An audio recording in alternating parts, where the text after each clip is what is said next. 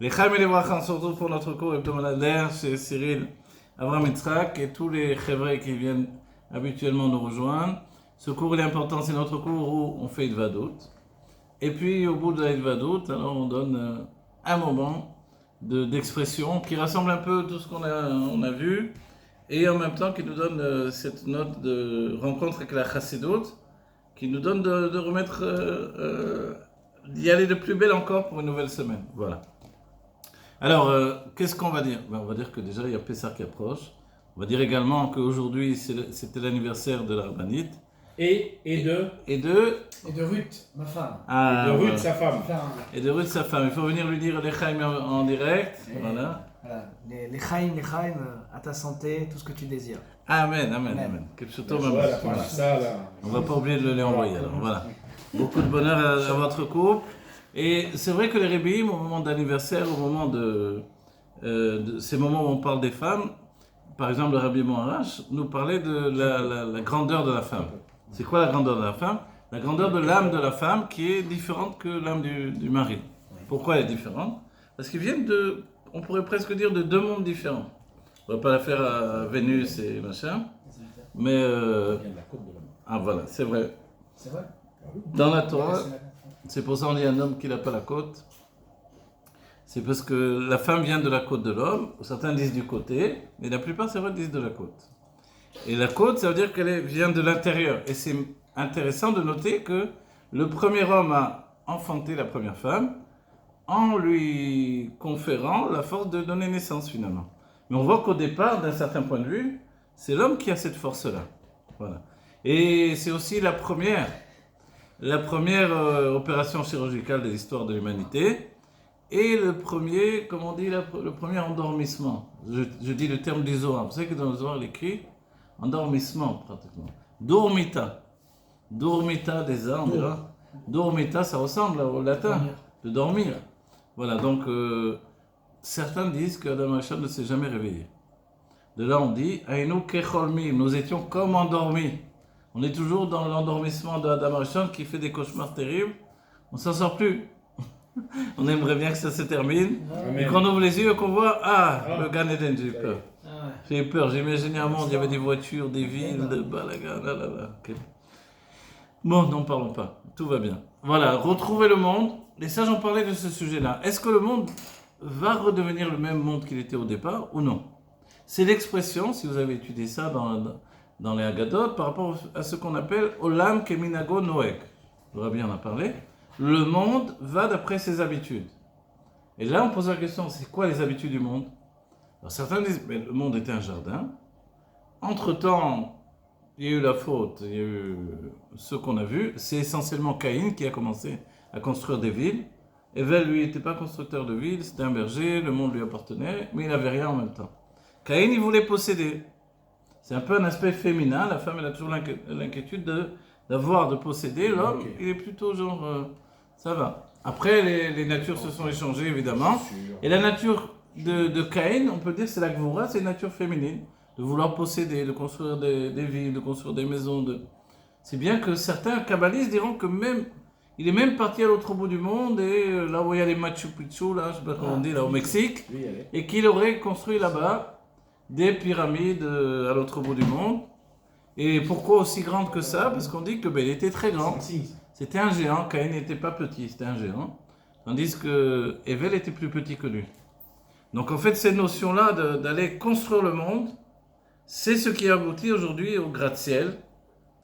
Et puis tout ce qu'on connaît du monde moderne, qu'on voit dans tous les pays du monde, que ce soit à Netanya, à Tel Aviv, à Paris, à Manhattan. Donc le fait de monter vers le haut. Et à la base, cette idée de monter du bas vers le haut comme ça, c'était un peu l'idée de la tour de Babel. D'aller vers le ciel pour faire la guerre au ciel. Et le thème gratte-ciel, il reste un peu dans cet état d'esprit-là. C'est tellement haut que ça gratte le ciel. Mais quand on pose la question, à partir d'où commence le ciel, à partir d'où il se termine? C'est impossible de dire ça. En fait, on a tout le temps la tête dans le ciel, et simplement les pieds sont sur terre, le reste c'est du ciel finalement. Parce que l'air qui nous entoure, il n'a pas de fin, il n'a pas de début. Et ça, cette sensation d'être dans un monde inférieur, Ça vient du fait que Dieu a séparé les eaux d'en haut et les eaux d'en bas. Et séparer les eaux d'en haut et les eaux d'en bas, c'est ce qui s'appelle Da'at Elyon, Da'at Tarton, c'est une conscience. Il y a la conscience d'en haut où tout est Dieu. Donc nous-mêmes, dès qu'on accède à cette conscience-là, on n'existe plus. Et la conscience d'en bas, c'est tout est moi. Vous voyez, Enon Milevado, Enon Milevadi. Il n'y a rien que moi. Et comme j'existe, ben, je vous ressens exister. Mais si je ne vous connais pas, donc vous n'existez pas dans mon monde à moi personnel. Et pour un aveugle, les montagnes, les arbres de l'autre côté de la rivière, y compris la rivière, ils n'existent pas. Pour nous-mêmes, les sages disent que la mer est en-sof à plus d'un endroit. On a cette notion d'infini dans la mer. En vérité, elle n'est pas complètement infinie, évidemment, mais il y a cette notion d'infini. Si bien que toutes les créatures qui sont dans la mer, on ne les connaît pas jusqu'à aujourd'hui.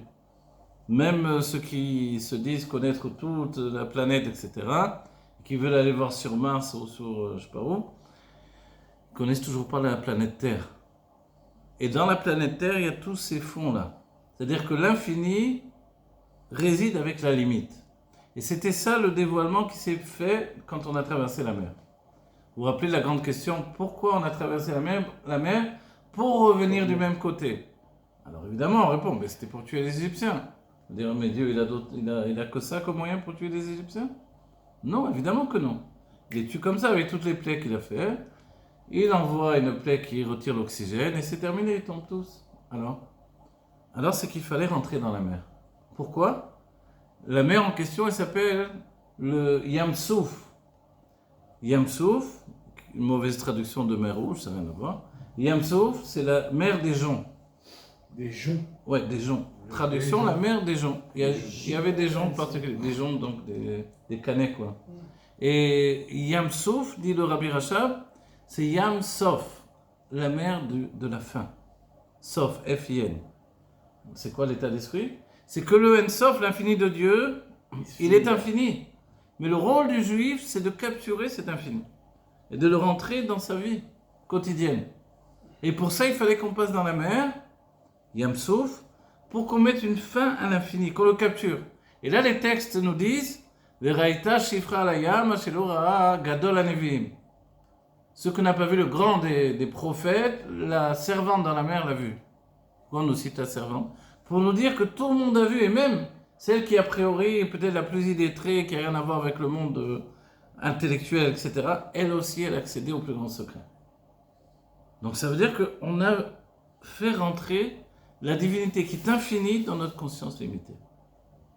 Le Rabbi pose une question. Quand on étudie des choses profondes, comme dans la Chassidoute, on avance dans la connaissance de Dieu, mais le Rabbi nous fait remarquer, mais en fait, on limite Dieu, parce qu'il est infini, et nous, quand on comprend, avec notre cerveau qui est extrêmement réduit, petit, puisque pendant le temps de l'exil, on utilise la lettre Aleph uniquement, nous dit le Rabbi, dans la Géoula, on va rajouter la haute bête au début.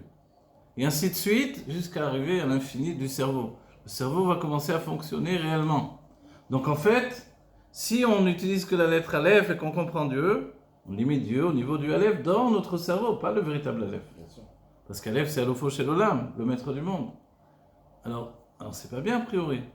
Et là, le Rabbi nous dit non, c'est ce que Dieu veut, rentrer dans notre limite. Et ça, nous, on doit le comprendre. La limite que l'homme juif, l'homme et la femme, l'être juif apporte à Dieu, c'est ce que Dieu désire.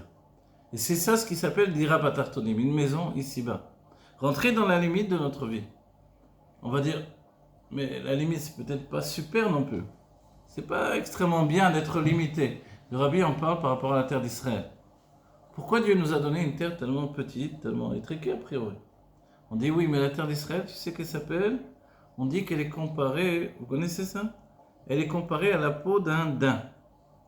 À la peau d'un daim ou d'un cerf.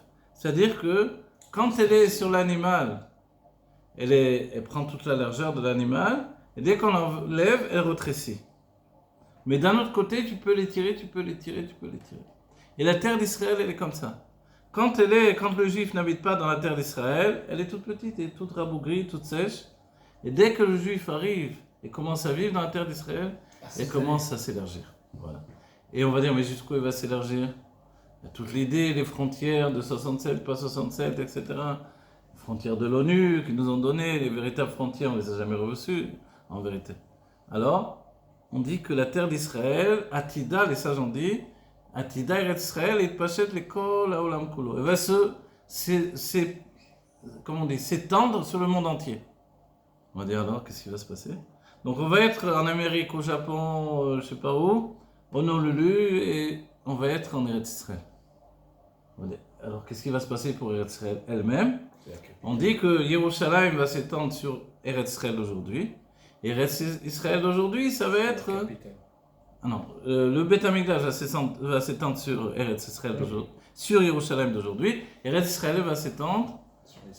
non, je dis des bêtises. Yerushalayim va s'étendre sur tout Eretz Israël. Voilà, exactement. Donc on va se retrouver avec une situation où il y aura quand même Yerushalayim, il y aura quand même le Beth Amikdash, et on viendra à l'éveil de Rosh Chodesh et l'éveil de Shabbat, l'éveil des fêtes, on viendra avec les nuages en Eretz Israël.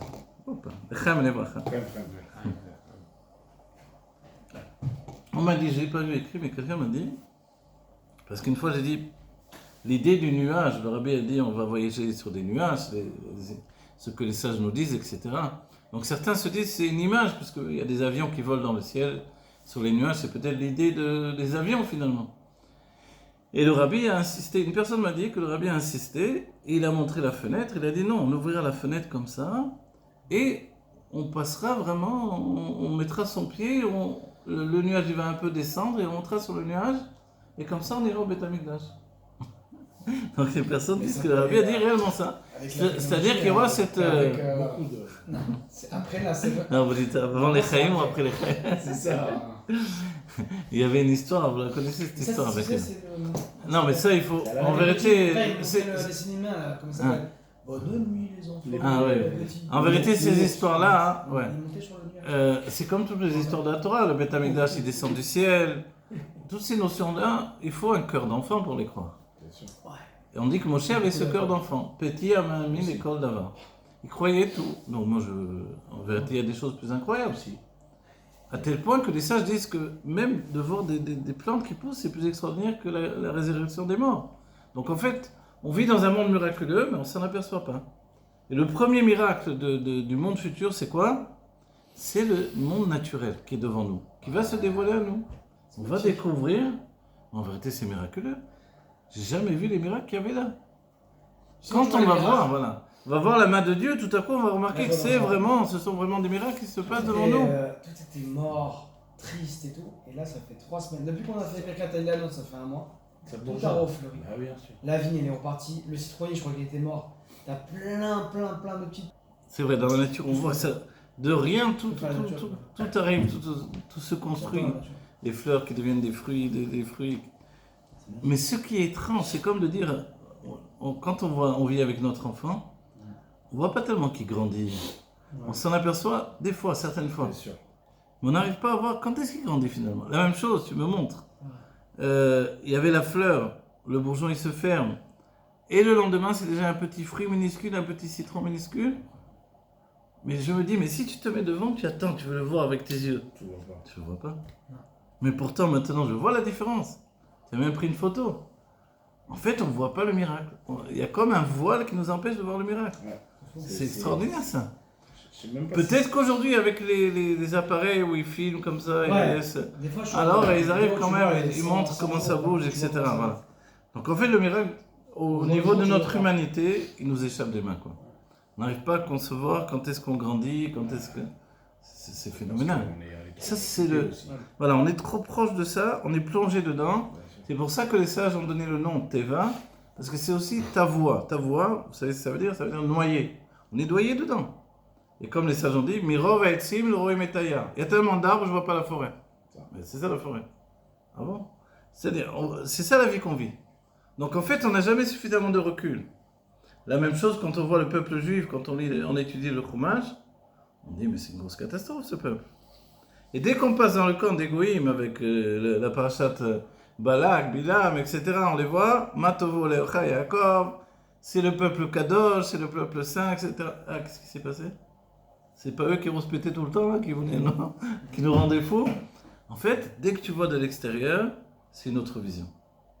Et ça, c'est parce que tu es plongé dedans, il y a tellement d'arbres que tu ne vois pas la forêt, tu ne vois pas en fait. Et après, tu te recules et tu prends la dose du miracle. Et chacun dans nos vies privées, personnelles, c'est ça. On ne se rend pas compte. Un homme, il ne se rend pas compte que sa femme, elle est merveilleuse, parce qu'il vit tout le temps avec elle. De temps en temps, il a un petit peu de recul comme ça. Alors il s'aperçoit quand même qu'il a une perle à la maison. Et comme ça pour les enfants, et comme ça pour beaucoup de choses de notre vie, en fait. On ne se rend pas compte, on est trop près. Trop proche de nous-mêmes d'un certain point de vue. Voilà, et on va dire, qu'est-ce qu'on fait avec tout ça? En fait, on se dirige vers Pessah. Quand on se dirige vers Pessah, on se dirige vers un moment de l'année qui est une remise en question de tout. C'est quoi la remise en question? C'est que toute l'année, voilà, il y a de la pizza, toute l'année on mange du blé. Tellement même qu'en français, pour dire l'argent, on dit du blé. Pour dire tellement le terme le blé, c'est la nourriture de l'homme. Et quand on a rapporté que du temps de l'Agmara, ou de la Mishnah, ils avaient la lampe sur la table le jour du Shabbat et qu'on avait peur qu'on trempe le bout de pain dedans, c'est parce que l'homme, il est tellement habitué, voilà, à manger du pain en le trempant que son repas, il peut être que du pain trempé finalement. C'est comme ça qu'il vivait auparavant. Donc en fait, tout à coup, ce que l'on mange continuellement, on doit se l'interdire. Ça devient le pire ennemi. Dans les jours de quotidien, qu'est-ce qu'on nous dit? Tu ne dois pas jeter le pain, attention. Vous savez que dans les halachot que l'Admor Azaken va rapporter, des choses qui ne sont pas bonnes pour la santé, etc., et pour la parnassa, donc si on suspend le pain, on a du vieux pain, donc on le met dans un sachet, il nous dit qu'il ne faut pas suspendre le pain. Par exemple, je vais le jeter, donc je l'accroche à un clou devant la porte, il dit ça c'est très mauvais pour la parnassa. Je ne sais pas pourquoi. Il ne donne pas la... Voilà, on doit le poser. On ne doit pas le suspendre. Il y a une notion où on rapporte d'après Yecheskel Hanavi qui dit qu'il faut manger toutes les miettes de son pain. Vous savez pourquoi? Parce que le pain c'est la sagesse. Et les miettes c'est les détails de la sagesse. C'est comme la bina. Les détails des détails des détails, c'est ça qui construit la sagesse. Donc en fait nous, on rentre dans une vie où on n'a pas toutes les clés au quotidien. Les grands tzadikim, ils ont les clés, ils savent exactement chaque chose. Il y a une histoire, un maasé avec le Baal Shem Tov, où il savait le Baal Shem Tov, quand est-ce que... En fait, on le sait la date, c'est le Magid de Mezritch. Quand on lui a parlé du Baal Shem Tov, on lui a dit, est-ce que le Baal Shem Tov, c'était vraiment quelqu'un de... Il a dit, le Baal Shem Tov, c'est au-delà de tout ce que vous pouvez penser. Le Rosh Chodesh Nissan, qui est appelé Rosh Shana la Melachim, Rosh Shana des rois ou des mois aussi, Chodashim, c'est aussi Rosh Shana la Malachim, les anges. Et le Baal Shem Tov, il recevait les clés de tous les anges qui s'occupaient de tous les inyanim, de tous les sujets de la nature. Si bien qu'il y a une certaine histoire où il y avait deux chassidim, il y en avait un qui ronflait et l'autre n'arrivait pas à dormir. Et le Baal Shem Tov lui a dit, tu vas attendre, vas-y maintenant, vite, fais bouger la porte sur ses gonds. Il a fait bouger la porte sur ses gonds et l'autre s'est endormi, il a arrêté de ronfler. Et ensuite, il a continué de ronfler, il a dit, je fais bouger la porte, il a dit non, c'est trop tard. Il dit quoi? Je t'ai dit ça au moment où il y avait le changement des anges. Alors là, tu pouvais le faire et c'était utile. Maintenant, non. C'est-à-dire, il savait exactement quand les anges prenaient leur place dans leur tafkid, dans leur rôle spécifique, et il savait exactement et il contrôlait tout ça. C'est bien que quand on parle de Shlomo HaMelech et dans la Masechet Megillah, et on parle des rois qui gouvernaient le monde entier, on dit mais pourquoi on ne cite pas Shlomo HaMelech? Il était finalement gouverné, même si ce n'est pas répandu sur le monde entier, c'est le monde entier qui venait à lui. Donc il avait un gouvernement du monde entier de cette manière-là. On dit non, on ne peut pas le comparer aux autres parce que lui, il avait une emprise. Il gouvernait le monde ici-bas et le monde là-haut en même temps. Et ça, les autres, c'est rien à voir avec ça. Donc cette notion-là d'être dans les deux mondes à la fois, ça c'est au-delà de nous.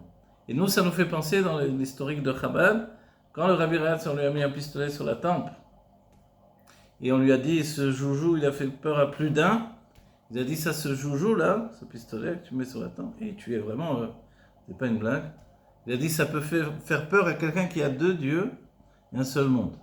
Et moi, j'ai deux mondes, ce monde-ci et le monde futur, et j'ai qu'un seul Dieu. Donc j'ai pas peur, vas-y, tire. C'est pas grave. Et le Rabbi Eretz, il a vécu toute sa vie comme ça. Il a vécu d'une manière où je vais vivre de toutes mes forces. Si je dois mourir, je vais mourir, c'est pas grave. Mais en attendant, je vais vivre avec tout mon courage et toutes mes forces. Et nous, au quotidien, c'est ce qu'on doit faire. Réussir à vivre avec tout notre courage. Et c'est plus dur des fois de vivre avec tout le courage au quotidien, parce qu'au quotidien, on a envie d'abandonner. On est lassé, il faut remettre les choses, il faut travailler sur soi, il faut être son propre coach. Les gens prennent beaucoup de coachs aujourd'hui pour une entreprise, mais dans la vie intime de chacun d'entre nous. Alors le secret de tout ça, c'est que on doit étudier. L'étude, ça nous tient. La première étude qu'on peut faire sur la Yom Yom, le Tanya, ça c'est des études, on va dire minimum, pour commencer une journée, au moins un petit peu de Yom Yom, un petit peu de Tanya.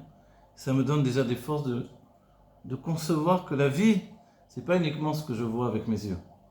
Et ainsi de suite, quand je m'investis dans l'étude, je découvre que le monde autour de moi, c'est un monde divin. Mais pour voir ce monde divin, il faut aussi que je le prouve. Comment je vais le prouver? C'est là où arrive la fête de Pessah. Pessah, elle te dit, tout ce que tu manges au quotidien, maintenant tu vas aller faire la guerre. C'est dur en vérité. Le pain, c'était mon meilleur ennemi. Sans pain, on dit, les sages ont dit, le pain c'est la base de l'alimentation, tout le reste c'est superflu. Un homme, il pourrait se nourrir qu'avec du pain. Maintenant, tout à coup, tu enlèves le pain, tu vas faire la guerre au pain, c'est pas possible un truc pareil. Donc c'est aller contre la nature de l'homme en fait. Ça nous fait penser au moment où Abraham a dû prendre son fils, Ishmaël, et le jeter de la maison. Aller contre sa nature de chesed, faire le contraire pour servir Dieu. On dit que Dieu nous demande de faire le contraire de notre nature pour le servir. Et il y a un niveau plus grand encore, dira la Chassidut, c'est servir Dieu avec sa nature. Une fois que tu as fait quelque chose qui est le contraire de toi-même, tu utilises ta propre nature, mais tu ne le fais pas de manière naturelle, tu le fais comme une soumission à Dieu, en servant Dieu avec ta nature. Et ça, c'est quelque chose qui est très difficile. C'est-à-dire, je ne sais pas ce que je fais dans ma vie, j'en sais rien, même un écrivain il a envie d'écrire ce qui lui vient. Pareil, il a envie qu'on lui dise quoi écrire. Un peintre, il veut peindre ce qui lui vient, s'il ne veut pas... En fait, ce qu'on dit, c'est... Non, tu as une shlichut, c'est ça ce que le rabbi nous a dit. Tu ne peux pas faire, écrire, parler, dire, encourager, et que ça soit tout dans le vide. Donne du tochen. Bon, les cham et les bracha. Quand on est vite, la Géoula Mitzvah Shema, Taïromir Mamash, avec le rabbi Melech Mashiach. C'était un petit cours pour vous encourager, pour s'encourager. On est à la fin de la guerre, si Dieu veut, bien que ça nous donne l'impression d'être revenu au début de la guerre. Si Dieu veut que ça soit la fin de la guerre, la fin de l'exil, et le début de la Géoula Mitzvah Shema, Taïromir Mamash, avec l'aïd-galou du rabbi de tous les tzadikim de tous les temps, les chem et les bracha. Voilà, qu'on ait vite cette Géoula qu'on attend tellement. Amen.